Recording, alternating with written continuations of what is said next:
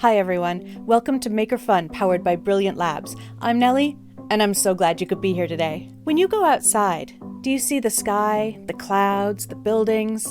What else do you see? How about the multitudes of communities thriving everywhere? These ecosystems are made of plants, animals, and other organisms that live together and depend on each other. They eat and grow and compete and depend on each other in a kind of delicate balance. In fact, humans are part of a giant ecosystem, and we depend on it to live. We haven't always done a great job of helping it stay in balance. We've thrown out a lot of plastic, cut down a lot of trees, and spilled a lot of pollution. Some of the United Nations Sustainable Development Goals are all about this big ecosystem and what we can do to help it.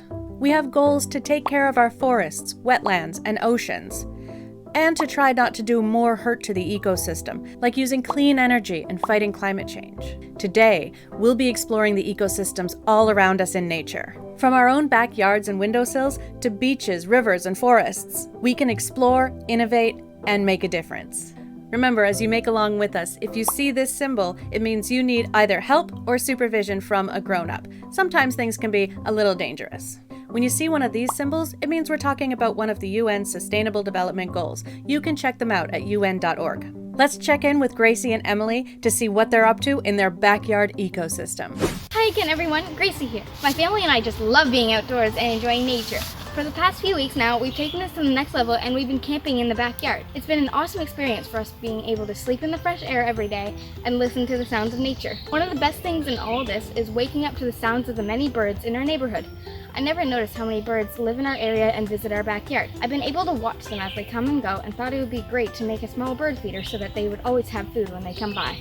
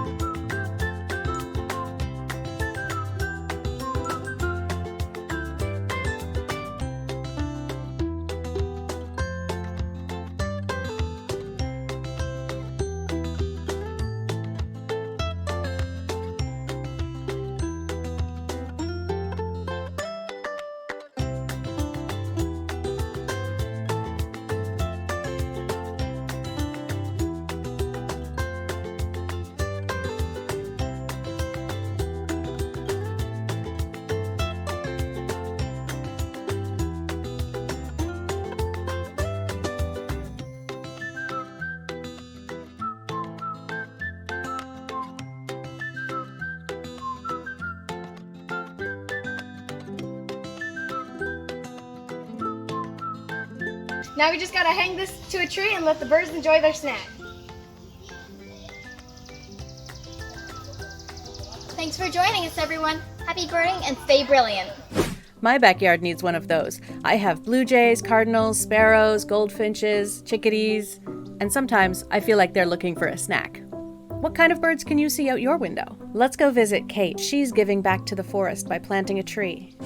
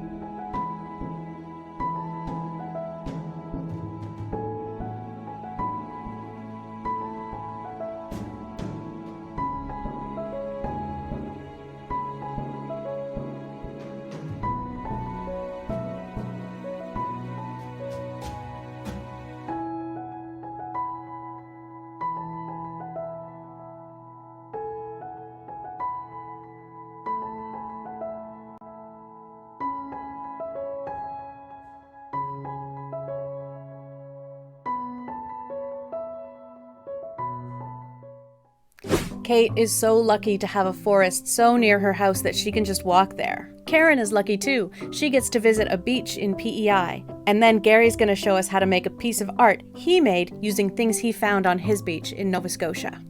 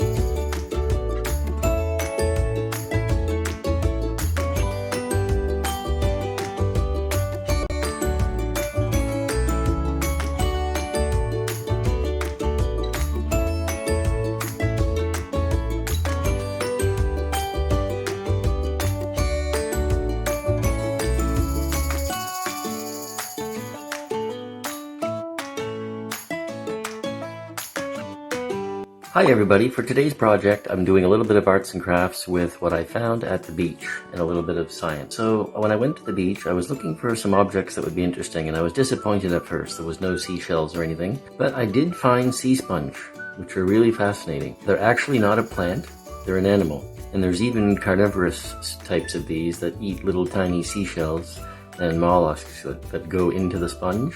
They have a method of filtering them. So these sea sponges are really neat, and I wanted to build maybe like a little diorama of a coral reef, but we don't have a lot of hard corals around here. In Atlantic Canada, scientists and the Canadian government did a survey in the 90s and early 2000s. 74% of our coral species in Atlantic Canada are soft corals. And sponges aren't really the same thing as coral. They're a different species entirely, but I thought they would let me do a little bit of a neat display of a coral reef in terms of a craft here. So what I'm going to do is I've put in some blue construction paper in just my dollar store frame, but you could use construction paper or any other material. And I'm just going to lay them out so it looks like a little coral reef exhibit. And then I put in the yellow to represent the sunshine coming onto the ocean. So I'm just going to lay these out, as you can see, and there's a bunch of different kinds. So it can get very interesting if you want to start taking photos. And you can ID these different species online at websites like iNaturalist is a really good one. National Geographic has some identification projects, and there's tons of great ones online. So I'm just going to lay these out so that it looks like a little coral reef. The sponges are neat because they almost have a bonsai tree look to them, artistic-wise. This is a little piece of driftwood that you'd find on any beach. And the other thing is the different sponges will have different colors and textures, so it makes for really neat artwork that way. What I want to do is use this one as the base of a tree. And this is a little piece of dried up Irish moss that used to be harvested. It still is in Nova Scotia, but it used to be very widely to make agricultural products and products that go into ice cream, things like that. So I'm going to put that little Irish moss piece on the top of this piece of sponge so it looks like a little tree or a couple of species that might be growing on a coral reef. And add in a few other pieces. I also have some driftwood. You're going to find a lot of that on Atlantic Canada beaches. It could be from wood that was in our forest. It could be from an old shipwreck, from history. You never really know. Sometimes you can find some clues. So I'm going to put that little piece of driftwood in by the piece over here. And maybe this is just some sea grass or a species of straw that was growing down there. So we're going to put these in like this. Oh, we have another color here in texture, so we're going to add that in. This is another interesting one, and I would have to do some Googling to figure out which one it is. It's almost like paper. And of course, our soft corals and our sponges that grow around here, especially the soft corals, Atlantic Canadian ones, are often really cool colors like purples and pinks and mauves. It just happens to be the species that grow around here. So there you have it. I'm going to actually glue that together permanently, so with a glue stick or a glue gun, or even you could even use some Play-Doh in behind the objects to kind of stick them in there for the display. But then I have a nice little exhibit that looks like a coral reef or a sponge reef, and it's something local. So these are just old sponges that I found on the beach that have been washed up. if they were living, they actually grow in very deep water, so they'd be on an ocean floor or an ocean shelf off one of our areas here in Atlantic Canada. And here we have my final product. So I've added in a couple of other pieces of blue construction paper above the glass, which is going to kind of give it that 3D effect, because my other piece of blue construction paper down here for the underwater is actually under the glass, so it's actually going to give it a little bit of a different glare. But you could do that with a dollar store frame with plastic in it, or almost any material, or even without the glass or the plastic. And then I've just added these wavy pieces of construction paper to give it that ocean artsy effect at the top. So that one is complete. Now my next project is really neat because you can do this with almost any medium that you find at the beach. So maybe you're into collecting shark's teeth and you want to build a model shark using those shark's teeth. So for today, I'm going to use seashells. And we have a golden rule I want to talk to you about when you're collecting seashells at the beach. And that's that you want to make sure that the seashells aren't alive. So when you turn the seashells over, if they are, you're going to find a creature coming out of the seashell.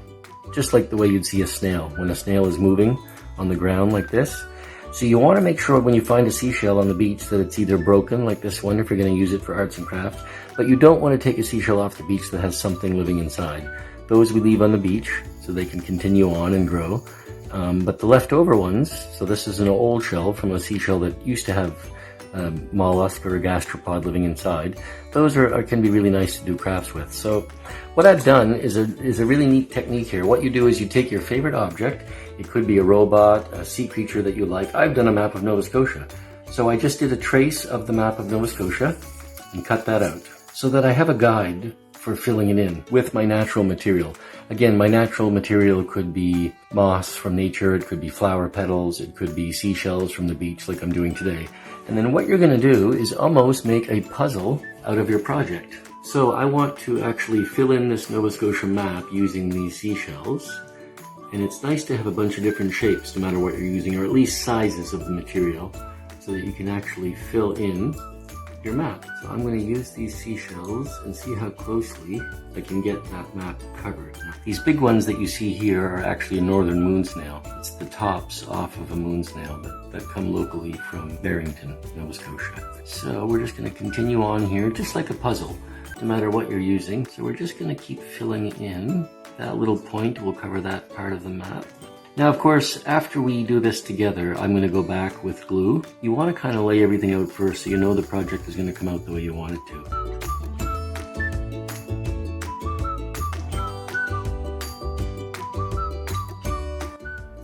And there you have it. So we have our completed Nova Scotia map. Now, I can glue these down again with a glue gun or some putty. There's lots of different ways and methods you could do that, but this is just to give you a little bit of an inspiration to get started. Thanks, Gary. I think I have some things I've collected that I might be able to use. One of the ecosystems that we really depend on, but that doesn't get much love, is wetlands. Let's see what we can learn about them from Lauren. This is a swamp. Swamps are a type of wetland, which is an area of land that is wet or filled with water. What makes swamps special is the fact that trees grow there. Swamps can often be found near rivers and lakes and are home to lots of different plants and animals. Swamps are really important to the environment because they help filter water, they protect the land from floods, and their fast-growing plants trap carbon, which can be harmful to the environment. For a long time, swamps weren't thought of as being important and were often destroyed by flooding or draining. That makes it even more important to appreciate just how beautiful and helpful wetlands are, and to respect the things that live there. Swamps are a ton of fun to explore, but it can be a little tricky to get a good look at what's going on below the water without disrupting the plants and animals living there. That's why we're going to be making an aquascope. To make your own, you'll need a plastic container. Mine is clear, but it doesn't have to be. You'll also need tape, scissors, an elastic band, and plastic wrap. First, cut the bottom out of your container. Next, cover the open area with a layer of plastic wrap and secure it with a rubber band. Do your best to make sure there are no folds or wrinkles in the plastic covering the opening, because this is what you'll be looking through. You can stop here, but I added duct tape around the edge of the plastic wrap to make it extra secure. This aquascope will allow you to explore what's under the water without having to get in yourself. That way, you can appreciate the swamp while being respectful of the things that live there. To use it, hold the aquascope with the plastic just under the surface of the water. You don't have to be close up to the aquascope for it to work either. Now, you can move your aquascope across the surface of the water to clearly see what's underneath. Have fun exploring!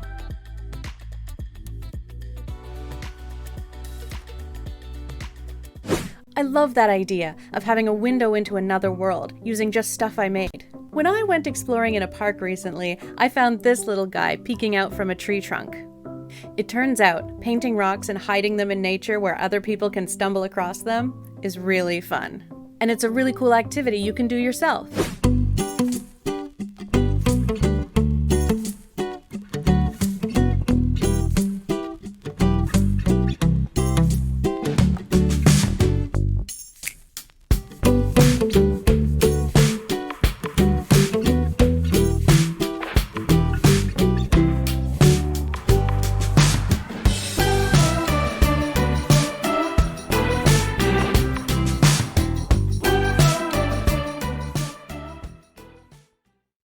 Welcome to another MakerFun activity. I'm Lennon. Today we're going to be talking about rocks that we found on the side of the trail. Here's the first rock. This one we found on the side of a trail and it says, be the change or believe. This is another one we found at the beach, a wave. And it says a message on the back, but I don't know how to spell that. And this one came from almost all the way across the world. These are very special to me because we found them all at different places. And I wanted to share a message to change the world. What better way to change the world? Let's spread the messages of the United Nations SDGs. Kindness rocks meets changing the world. What will you paint? The bumblebee means be the change. The wave means keep your waves safe. Paint rock however you want and hide them. And spread messages of how to change the world. And that's how we stay brilliant. What are you going to paint and share with us? Word to you from We're Gonna Make Change! Yay! I need to keep my eyes out for more little painted friends when I go for walks. Even if you can't get out for a walk in nature, you can still enjoy ecosystems right on your windowsill. Check out the ways you can use your balcony or your windowsill to get in touch with these ecosystems. What if you only have access to the balcony most of the day? How could you take fully advantage of what nature has to offer? How could you take care of nature?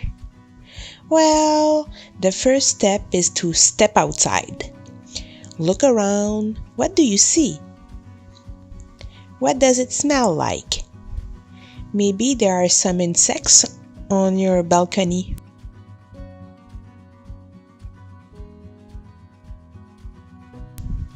No? You can't find anything? What would attract insects or birds?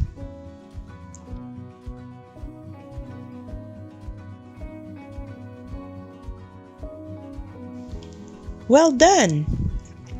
Planting a small garden on the balcony is a great way to take care of Earth. It will bring you fresh fruits or vegetables, give food to pollinators like bees, and even filter the air you breathe.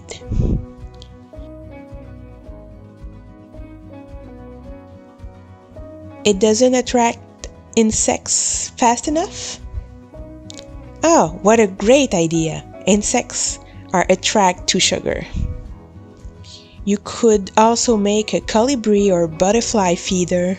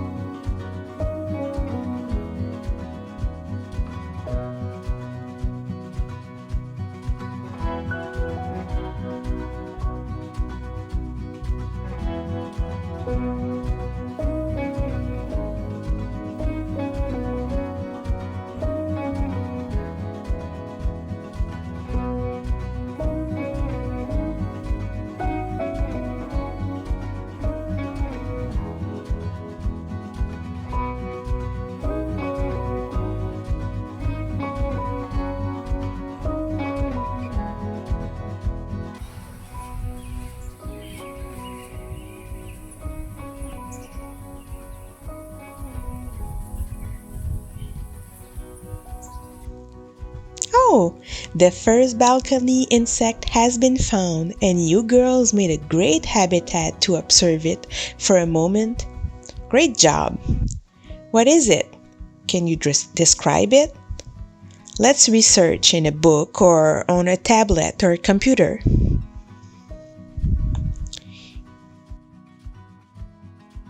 You have learned so much about a new species.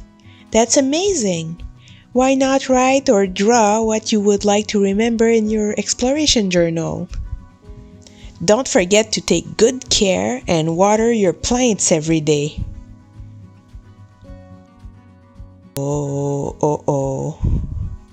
Oh, well, you were all heading to the bathtub anyway.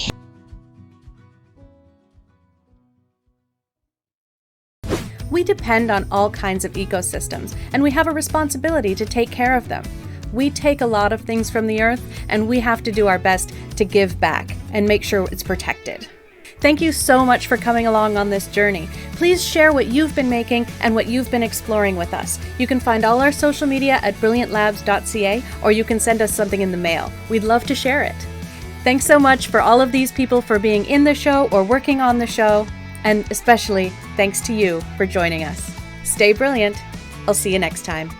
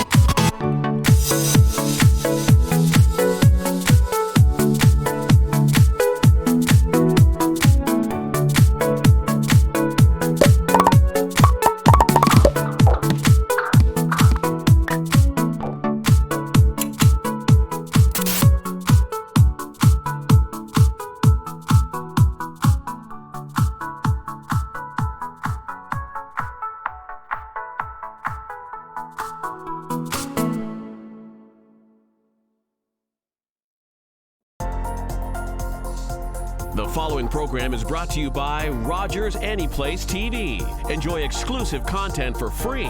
Visit RogersAnyplaceTV.com. Call the Rogers TV viewer response line, email us, or connect with us on social media.